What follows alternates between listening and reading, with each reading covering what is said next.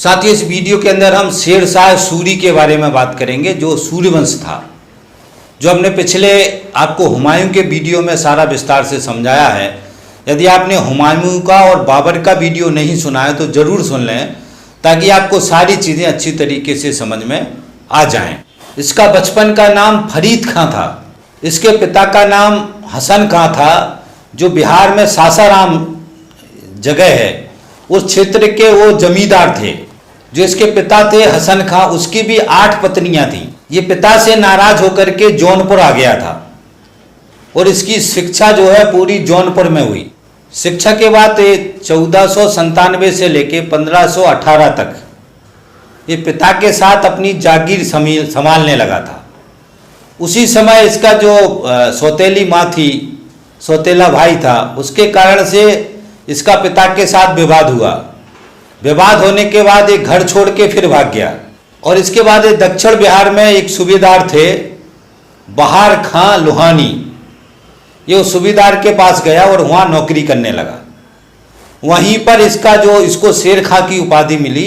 इसने किसी शेर को मार दिया था, तलवार से एक बार में मार दिया था या बिना हथियार का मार दिया था, मगर शेर को मार दिया था। तो जो बहार खां था उसने शेर खां की उपाधि दी। इसके बाद से इसका नाम जो है शेर खां हो गया, इसको लोग शेर खां कहने लगे। उसके बाद से ये जो बहार खां लोहानी है, उसके यहाँ से भाग करके ये मुगलों की सेना में शामिल हो जाता है। इसने भी बहुत जगह घूमा है, मुगलों की सेना में शामिल हुआ। मुगलों की सेना में शामिल होकर के ये वापस जब भारत पे मुगल आक्रमण करते हैं, बाबर आक्रमण करता है, तो उसके साथ ये भी रहता है। तो ये पूरी सारी युद्ध की नीति, मुगलों की कैसे युद्ध करते हैं, किस तरीके से, उसको सीखता है, उसको समझता है।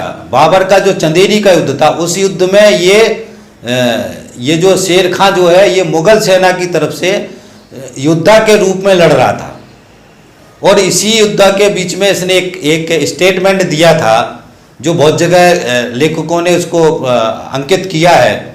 हम भी आपको पढ़ के सुना देते हैं। शेर खां ने कहा था, अगर भाग्य ने मेरी सहायता की और सौभाग्य मेरे साथ रहा तो मुगलों को सरलता से बाहर निकाल दूंगा।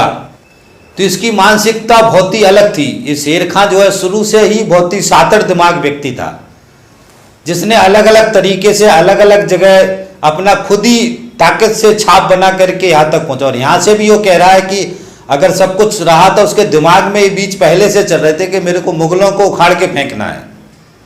तो ये उसका स्टेटमेंट था, जो चंदेरी का युद्ध के समय उसने दिया था। इसके बाद ये वापस भाग करके जो है बहार खां के पास जाता है। बहार खां के पास से फिर मोहम्मद खां के पास जाता है, और उस समय मोहम्मद खां जो होता है उसकी मृत्यु हो जाती है। तो उसकी मृत्यु के बाद जो उसकी विधवा होती है, उसके साथ ये शादी कर लेता है। और शादी करके उस पूरे राज्य व्यवस्था पे, मोहम्मद खां की जो जागीर थी, उस जागीर पे ये कब्जा कर लेता है और वहाँ का शासक बन जाता है। तो पहला राज्य इस तरीके से हथियाता है, विधवा से शादी करके। उसके पास से 1530 में जो चुनार किला था, उसका शासक था ताज खां। तो 1530 में ताज खां की भी मृत्यु हो जाती है। तो वहाँ ताज खां के पास भी चुनार किले पे जाए, क्योंकि पहले रहा था ये। और उसके बाद से जो उसकी भी विधवा होती है, उसके साथ भी ये शादी कर लेता है।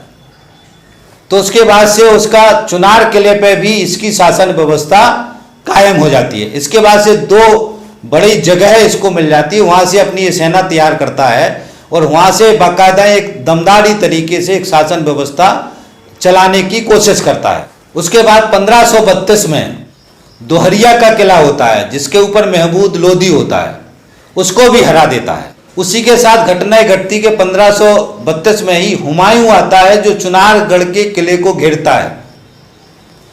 और घेरने के बाद से 4 महीने तक घेर के रखता है। और हुमायूं फिर उसका एक संधि होता है, जिस संधि में शेर खां जो है कुछ उसको पैसा देता है, और पैसा देने के बाद उसका जो पुत्र था उसको 500 सैनिकों के साथ हुमायूं की सेवा में भेज देता है।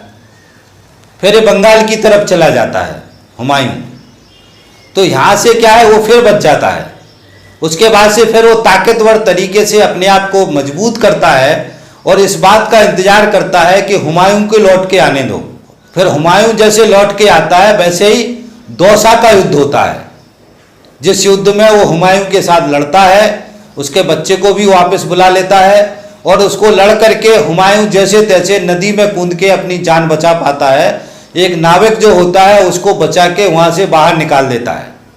इस कारण से हुमायूं की जान बच जाती है, मगर वो दौसा के युद्ध में हुमायूं हारता है और शेर खां की जो है विजय होती है। उसके बाद से 1540 में बेलगांव का युद्ध होता है। वो युद्ध होने के बाद से ये हुमायूं को हरा देता है और दिल्ली का जो साम्राज्य है उसके ऊपर शेर शाह सूरी का कब्जा हो जाता है। उसके बाद से ये शेर खां जो था नाम इसका, वो बदल करके शेर शाह सूरी हो जाता, शाह बन जाता है। इस प्रकार से इसके तीनों नाम जो है अलग अलग समय में अलग अलग है और यहाँ से वो सूर वंश की स्थापना करता है। अभी शेर शाह सूरी भी अफगानी मुसलमान था और अफगानी मुसलमान में एक कक्खर जनजातियों का समुदाय था। तो ये जनजाति का जो समुदाय था ये मुगलों को सपोर्ट करता था। तो इसने जाके बाद में शेरशाह सूरी ने उनसे भी युद्ध लड़ा, मगर उस युद्ध में ये जीता, मगर उनको पूरी तरीके से नष्ट नहीं कर पाया और वापस आ गया। ये जैसे ही दिल्ली आया वैसे ही बंगाल में दोबारा विद्रोह हो गया। तो इसने फिर वो बंगाल के विद्रोह को भी दबाया। तो यहाँ पर भी क्या हो रहा था, अब ये जब जैसे दिल्ली आया तो इसका एक तो बिहार और क्षेत्र में विद्रोह हो रहे थे, इस तरफ से अफगानी इसको परेशान कर रहे थे, इस तरफ से राजपूत जो है बार बार जो है विद्रोह कर रहे थे। इस कारण से इसने फिर एक राजपूतों पे भी एक अभियान चलाया।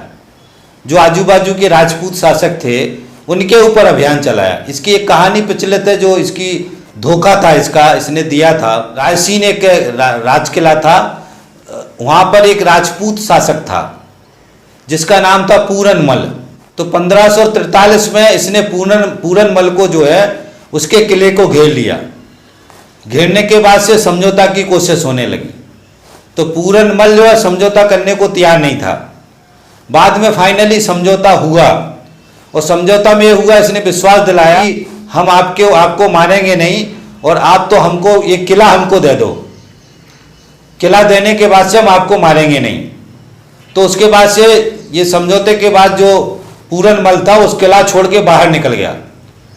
बाहर निकलने के बाद से इसने उसके ऊपर हमला किया। तो और बहुत सारी उस जैसे हमला किया उसको पता चला तो उसमें बहुत सारी महिलाओं ने जोहर किया, कुछ महिलाओं को ने खुद ने मार दिया। उसके बाद से इन्होंने उनको मार दिया। और ये क्या हुआ था, जब ये समझौता हुआ था तो इसने कुरान के ऊपर कसम खाई थी। कुरान के ऊपर कसम खा करके ये विश्वास में लिया था पूरनमल को। कुरान पे कसम खाने के बाद से पूरनमल को ये विश्वास हो गया था कि अब ये धोखा नहीं करेगा, मगर इसने धोखा कर दिया।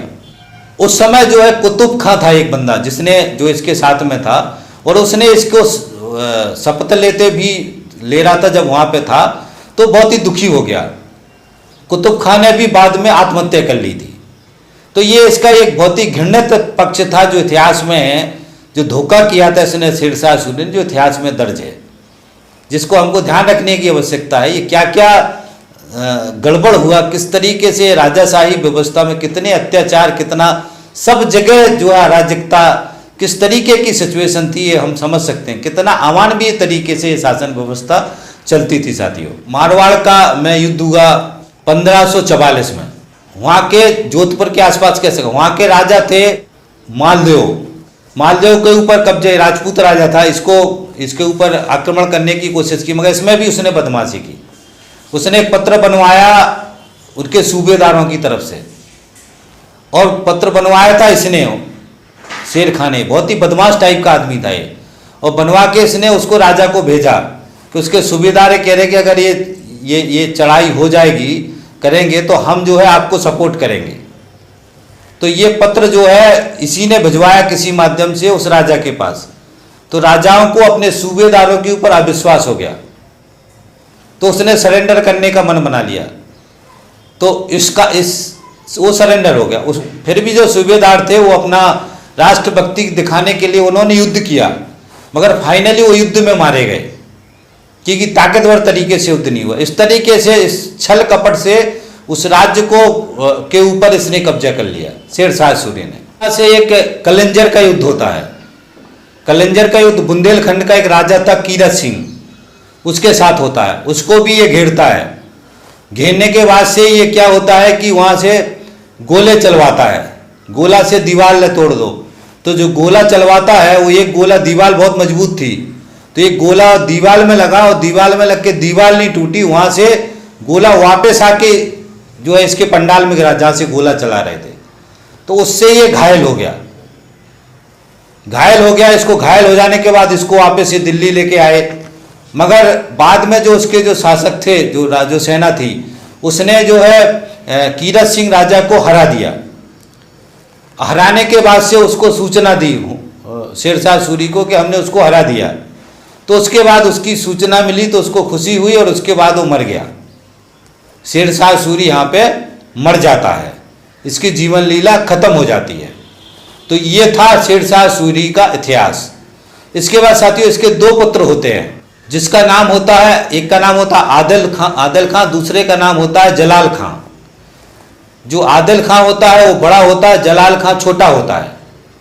मगर जो जलाल खां छोटा होता है वो राजा बन जाता है। वो ये तेज तर्राट होता है तो इसके जो बाकी जो समर्थक होते हैं इसको राजा घोषित करवा देते हैं। उसके बाद ये जलाल खां 1545 से लेकर के 1553 तक राजा रहता है। उसके बाद से ये आदिल खां जो इसका बड़ा भाई था वो भी लड़ता है इससे। तो जलाल खां आदिल खां को भी हरा देता है। हराने के बाद से फिर ये स्वतंत्र तरीके से राजा बन जाता है। उसके बाद से अफगानी भी आक्रमण करते हैं। तो जलाल खां था, ये बहुत ही निर्दयी टाइप का व्यक्ति था। इसने जितने भी आक्रमण किए उस पर इतनी निर्दयता के साथ क्रूरता करी जिससे वो पूरे जो लोग थे, दूसरे राजा थे, बाकी जो जनता उससे डरने लगी। बहुत ही निर्दयता से इसने हमले किए। तो डरने के हिसाब से कोई भी इसके खिलाफ जो है आवाज उठाने का जुर्रत नहीं कर पा रहा था। और 1553 में बीमारी के कारण से इसकी मृत्यु हो जाती है जलाल खां की। फिर इसका पुत्र होता है फिरोज खां, वो 12 साल का पुत्र था उसका। तो इसके मरते ही 12 साल के पुत्र को राजा बना देते हैं। 3 दिन के अंदर ही इसका मामा रहता है मुबारिज खां, वो इसको मार देता है। इसका सगा मामा होता है, वो इसको मार देता है। और मारने के बाद फिर स्वयं राजा बन जाता है। उसके बाद से साथियों इनका राज्य पूरा 5 हिस्सों में बढ़ जाता है। और 5 हिस्सों में बंटने के बाद से सिकंदर नाम का जो एक शासक है वो उभरता है ताकत के साथ। और ये सिकंदर जो है दिल्ली, आगरा, पंजाब, ये पूरे क्षेत्र पर जो है पुनः कब्जा कर लेता है। उसके बाद साथियों 1555 में सरहिंद का युद्ध होता है। और सरहिंद का युद्ध किसके साथ होता है? सिकंदर और हुमायूं के साथ होता है। हुमायूं वापस जो है सारी सेना, जो अफगानी जो सेना थी उनको लेकर के यहाँ आता है। और इसके बाद से इस युद्ध में इसको सिकंदर को हरा देता है और हुमायूं दोबारा दिल्ली का शासक बन जाता है। और यहाँ पर साथ ये सूर्यवंश का राज्य जो है वापस खत्म हो जाता है। तो ये है सूर्यवंश की शेरशाह सूरी, उसके पुत्रों का जो शासन व्यवस्था था। ये 1540 से लेके 1555 तक चला। 15 साल में इनका शासन व्यवस्था जो मैंने आपको बता दिया। अब कुछ साथी ऐसे तथ्य हैं जो इनके समय में शेरशाह सूरी की जो राज व्यवस्था थी उसके बारे में छोटी छोटी थोड़ी सी बातें कर लेते। बाकी राजाशाही की क्रूरता व्यवस्था सारी एक जैसी थी जो मैं आपको समझाते आ रहा हूँ। इसका जो अर्थव्यवस्था था जिसमें भूमि कर प्रमुख था, उसके अलावा युद्धों से जो लूट के धन आता था वो भी एक आय का व्यवस्था था। व्यापार पे कर और उपहार, मुख्य जो है कर जो था वो जमीन पे कर था। और इसके समय जो जमीन का कर था वो 1/3 था। 1/3 हिस्सा आपको राजा को कर के रूप में देना है। कर के रूप में अनाज भी लेता था और ये सिक्के भी लेता था। उसके साथ इसने नई व्यवस्था एक चलाई थी, किसानों को पट्टे देना।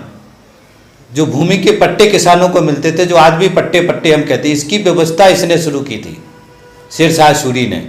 और पट्टे देकर के किसानों से ये कहते थे कि आपको 1/3 भाग लगान देनी है। तो लगान के लिए सरकार इनको किसानों को पट्टे देती थी। फिर किसान अपना उस पट्टे पे जमीन पे खेती करता था, अनाज उगाता था और उसके हिसाब से फिर जो उसका टैक्स बनता था वो राजा को देता था। तो पट्टे की व्यवस्था शेरशाह सूरी के समय में इसने बनाई थी और उसको चालू किया था। उसी के साथ में एक कबूलनामा भरवाता था, जिसको पट्टा देता था, पट्टे की ज़मीन के में कबूलनामा, उसमें होता था कि ये हम जो टैक्स राजा ने लगाया उसको चुकाएंगे, उसी शर्त पे ये पट्टा दिया जाता था। भूमि की नाप करवा करके ये पट्टे देता था ताकि जितनी ज़मीन है उसका सही तरीके से इसको टैक्स मिल सके। जितने पुराने सिक्के थे सारे हटा दिए थे। उसके बाद चांदी के सिक्के जो है इसने शुरू की थे। चांदी का रुपया चालू किया था, रुपया चालू किया था। ये पहली बार शेरशाह सूरी ने किया था, चांदी का रुपया जिसका वजन 180 ग्रेन होता था। उसी प्रकार से तांबे का रुपया जिसका वजन 380 ग्रेन होता था। तो इस तरीके से इसने नए सिक्के भी चालू किए थे। इसके साथ ये जो सेना व्यवस्था था, सैनिकों की व्यवस्था थी, उस व्यवस्था में तोपखाने इसके प्रमुख थे। इसके साथ ही जो अलाउद्दीन खिलजी की जो शासन व्यवस्था थी, जिसमें वेतन देने की परंपरा थी, इसने भी वेतन देना शुरू किया। घोड़ों को दागना शुरू किया, हुलिया लिखना शुरू किया। तो इसने भी जो है जो सैन्य व्यवस्था है उसको बहुत ही मजबूत किया था। इसके साथ ही इसने एक बहुत महत्वपूर्ण काम किया था, जीटी रोड।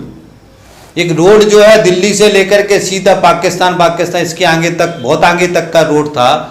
ये रोड कोई मरम्मत करवाई थी, बनवाया था, मरम्मत करवाई थी जानी थी इसको सिस्टमेटिक तरीके। इसके बाद से क्या हुआ था कि व्यापार करने में बड़ी आसानी हो गई थी। और इसमें हर 2-3 किलोमीटर पे 2-3 कोस बोलते थे उस समय, उस पर सराय बनवाते थे, मतलब रुकने की व्यवस्था। इसने बहुत बड़ी संख्या में सराय बनवाई थी, जिसमें जो यात्री जाते थे वो उनको रुकने की व्यवस्था होती थी। तो बहुत ही बड़ा महत्वपूर्ण काम था जो इसने शेरशाह सूरी ने करवाया था। और इसके बाद से यहाँ से फिर डाक व्यवस्था शुरू हुई थी। यहाँ से घोड़ों से डाक जाती थी, घोड़े के ऊपर रखते थे डाक और घोड़े से भागते हुए अलग अलग देते हुए जाते थे।